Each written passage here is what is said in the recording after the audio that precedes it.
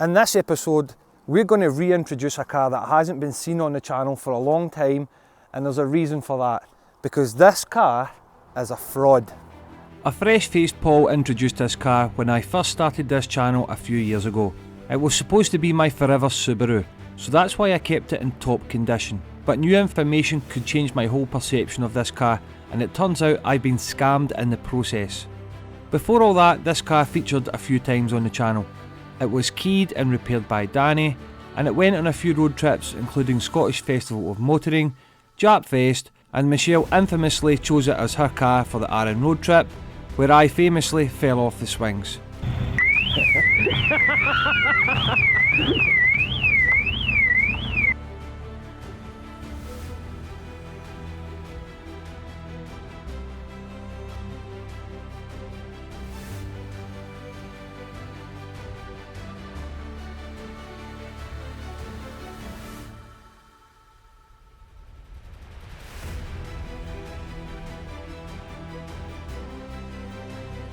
Now I'm left wondering about this car, so I'm asking for your thoughts.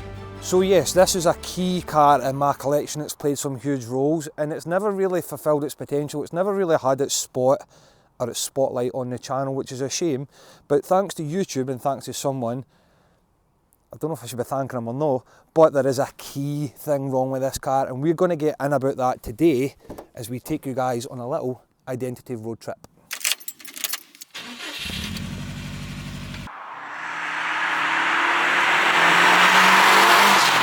So you guys haven't seen the Subaru for a while.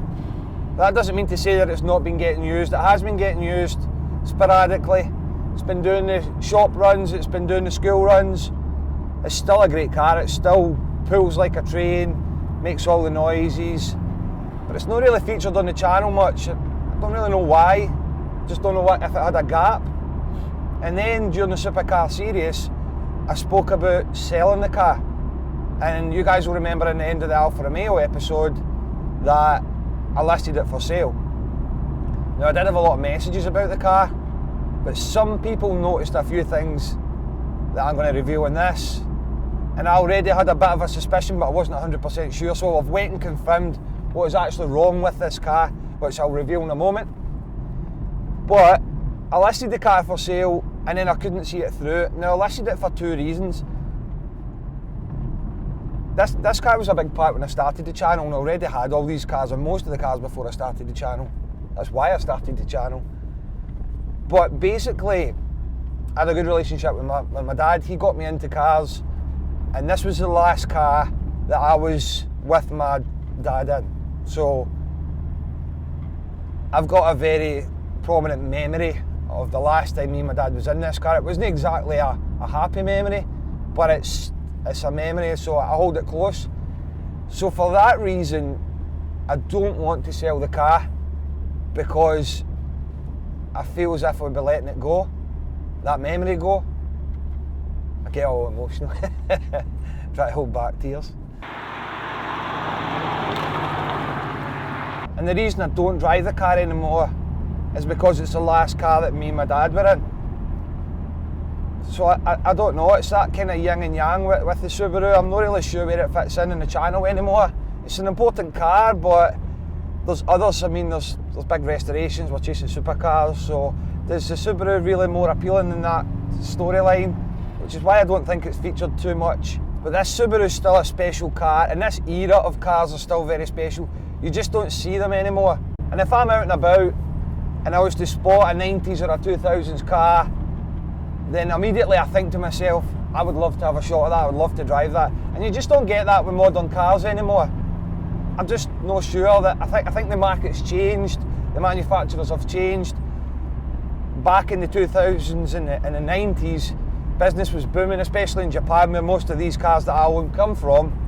So they had kind of free roll to make all these kind of out of the box cars, performance cars, ludicrous cars, and they're all brilliant.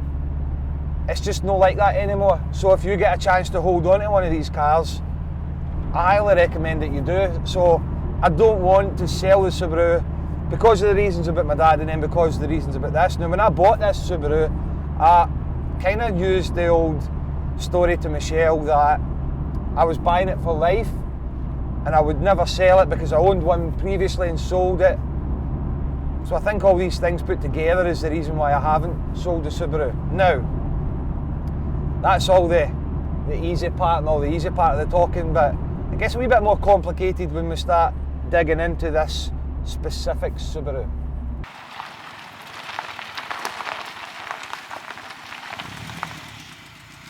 So, as wonderful as this car is, as I've just explained, at the start of the episode I mentioned that this car is a fraud. So there's something I need to reveal to you guys right now that I have since discovered. So this car, as I believe, is an imported in 2018 from Japan Subaru Impreza WRX STI.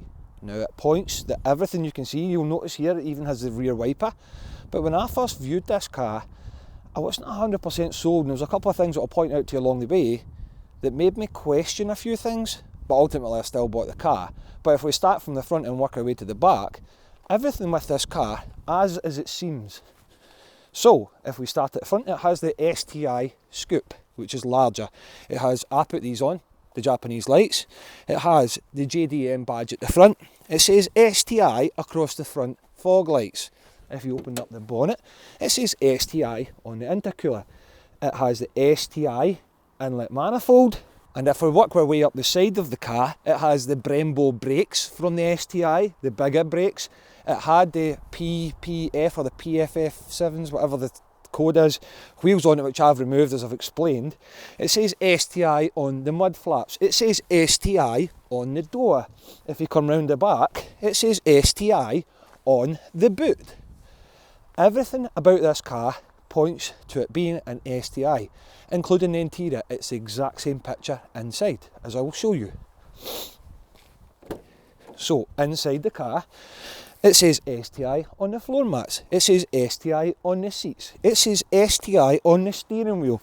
It says STI on the clocks. It's got the 6-speed gearbox from the STI. But when you look at the VIN number, it tells a different story. If I take you guys back into the bonnet, I don't know if you noticed, there's a couple of things that are missing from the engine bay, but the car has them, which throws another spanner in the works. It should have the strut brace bar, it doesn't have that, and the filling point and reservoir for the intercooler spraying system, which this car has, should be down in there, behind the intercooler. But on this model, on this car, it's in the boot, where it would be in a UK STI. But the biggest thing of all is that when I bring you guys over here to the chassis plate round here, this tells a completely different story. And I believe that the engine code for the Subaru imported should be an EJ207, and the engine code on this is an EJ205, which would mean it's a WRX engine and not the STI engine. Which I think, if I'm right, means that the STI imported engine had forged rods from factory, maybe pistons too. I'm not 100% sure, but there's a difference with the engine. And there's a difference to do with it, with the block. Is it a closed deck block? And also, the exhaust headers are an equal length on the JDM models, whereas I believe by the sound out the exhaust, I've got unequal length exhaust manifolds, which gives the car the burble, the Subaru tone that everyone knows and everyone loves, which I do like, so I'm quite glad that it has that. But the other thing as well is, when I typed this chassis code into a chassis code Subaru thing I found online one day, it says that this car is an import, and it is a Subaru WRX limited edition. There's no mention of an STI anywhere near it. So why is it an STI? And this is where the confusion has been for me. It's not the reason why I pulled it down for sale or anything like that, because I love the car. The car it's mine. I mean, it drives the way I want it, it sounds the way I want it. But why has it got all this STI stuff? So I do have my own little theory about this car. I think that someone has imported this as a bare shell or imported this as a WRX, and they've ripped everything out of it, and they've maybe had a damaged STI UK model and planted everything onto this. And that's because Subarus are known for being Lego cars, and the chassis are pretty much all the same, and a lot of the parts across the Subaru model lines are all interchangeable, and that's how Subaru have been so successful at manufacturing cars, because it means they only need smaller amounts of production lines, because all of the parts are transferable. So that's the theory I've got. But there's a couple other things as well. I questioned the colour of the engine bay to the exterior, but apparently that's common, and I have had a Subaru years ago. I did look at pictures and that when I purchased it, and I was happy with that. But then if we go inside, this doesn't have the same clocks, and the other thing it doesn't have is it doesn't have a differential control. Now I did notice that when I purchased the car, and the UK ones do. I'm sure the UK STIs have the differential control, which gives you a little bit there, and there's a little button down here on the console bit, and that allows you to switch to like gravel, tarmac, all different settings on your diff, which this car doesn't have. And also the Japanese ones have the sweeping red clocks, but I didn't actually notice that, but someone's pointed that out to me. The other thing is as well, is that these spray buttons here, there should be a second button for an automatic spray, I think, instead of doing it manually.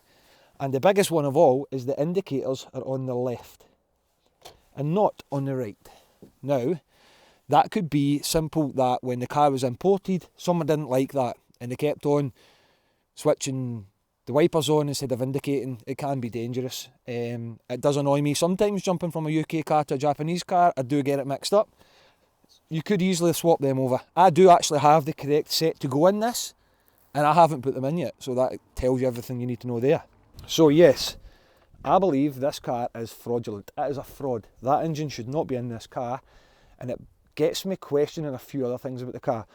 Its map, its switches, is it mapped on V-Power? I don't actually know these answers to these things. I don't know how much this car puts out. I didn't get the map or the printout from the dyno, so I can only go by word of mouth. Now yes, it is lacking in a few areas. It's credibility for one, but one thing that this car doesn't lack is performance.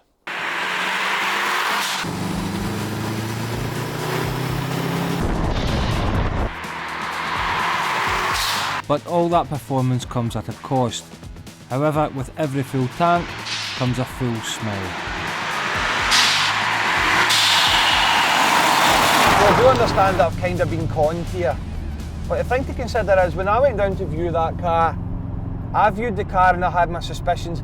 I negotiated on the price of the car based on my suspicions. So, I mean, I'm not sure price-wise what this is worth now, but I went out in the car, I drove the car, I liked the way the car looked, I liked the way the car drove, I liked its performance, I liked the way it sounded. I loved the way it felt when I sat in it, the feelings and the inputs and the feedback from the car itself. That's the main reason why I bought this car. The fact that this does have a different engine or has been converted or whatever you want to call it, I mean, it's a small percentage in the factor of whether or not I would have walked away from the deal. I still wanted one, and I was bidding on the car. So I'd actually won the car on eBay, then I went and negotiated the price down a little bit more based on the concerns that I'd found. So I was bidding on the car, so I was bidding on it for all those reasons. So I don't think it makes me want to own the car any less. I don't sit in it and think that it's a fraud. It doesn't tell me it's a fraud. It does everything it's supposed to do. And like I said earlier, these are Lego cars as well. Everything is interchangeable. The chassis are 100% identical. So other than a couple of digits in the VIN, there is nothing to actually say that this is not an STI.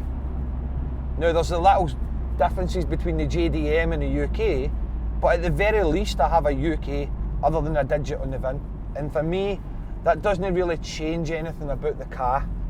And anytime I feel sad about that, I just need to drop a gear, put the foot down, and it reminds me why I bought it.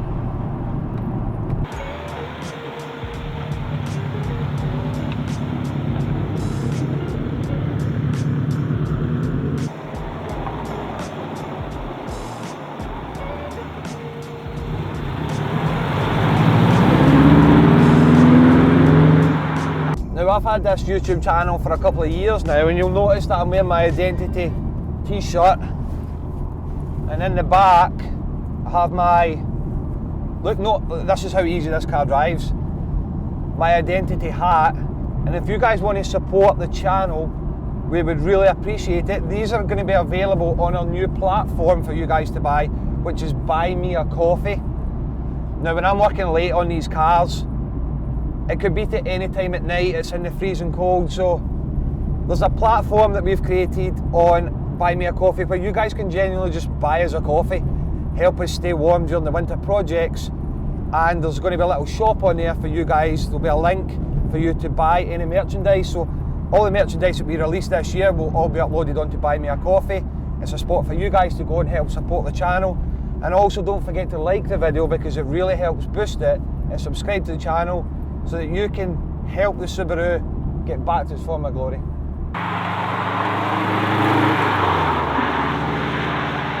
And the thing about these cars as well is they still look cool.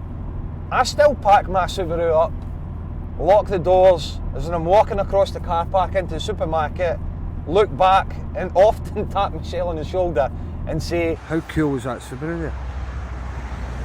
Wow. Bet you wish you'd one of those, Michelle. It is so cool.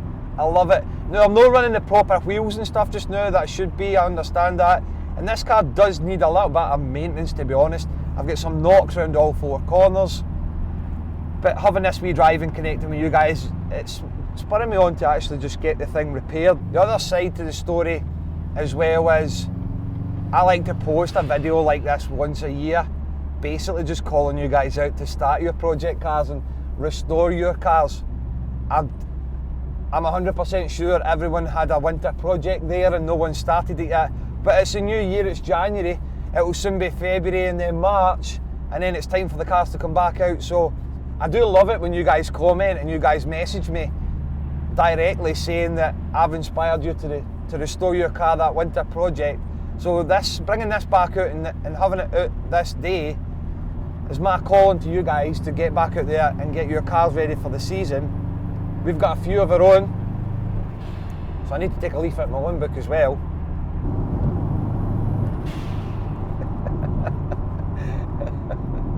It's been one of those days where I've just been driving and I've no idea where I am right now. I've enjoyed the Subaru so much. Just driving, just chatting, just driving, connecting with the car, connecting with you guys. It's not an episode I normally do, to be honest, but I'm kind of, right, I think I know where I am now. I think we should wrap up the video. Every video needs a conclusion, so it's time to conclude.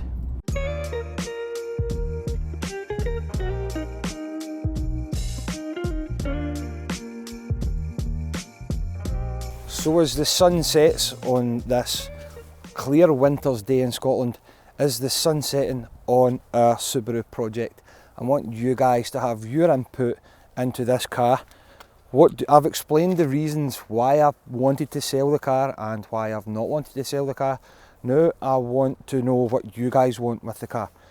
If you guys want us to focus on something completely different, that's fine. If you guys want us to try and build something here or do something, that's also fine. It's a good car, it's a great car. I wouldn't mind someone taking it and having their own fun with it, because we've got so much coming on the channel this year especially, and I don't want it to sit dormant as it has done the last 2 years. So my question is, what do you do when life hands you a lemon? Do you build a WRC Subaru? But I want you guys to pitch in and I want to know your thoughts on the Subaru and what you guys want to see next. And don't forget to like the video, it helps boost the channel to a wider audience, and click the subscribe button, it's completely free of charge and it helps the channel grow, and we'll see you guys on the next one.